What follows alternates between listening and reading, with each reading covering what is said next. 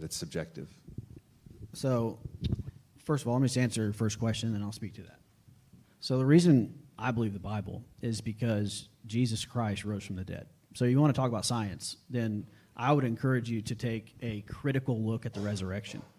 One atheist said, if we can know anything about Jesus of Nazareth, it's that he was crucified on a Roman cross. And if that be true, if he was crucified, he was dead, he was buried, then you have to deal with the empty tomb reality.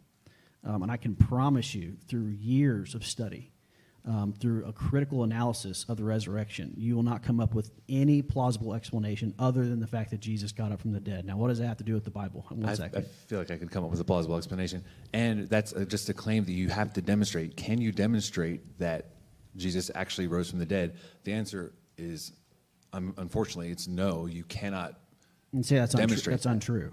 The entire Christian movement is based on the fact that Jesus Christ rose from the dead. They didn't go into the claim that Jesus Christ rose from the dead. They didn't go into foreign lands proclaiming the resurrection. They proclaimed the resurrection in the very city he resurrected. So if he had not resurrected, all you have to do is produce a body. And I can promise you, before you put out an answer to why the tomb was empty, it will be foolish, because there is no explanation other than the fact that he got up from the grave. And the reason that I believe the Scriptures is because Jesus looked at the Old Testament and said, that's the Word of God. He looked at the New Testament and said, that's the Word of God. And he died and he rose again, making him clearly the Lord of heaven and earth.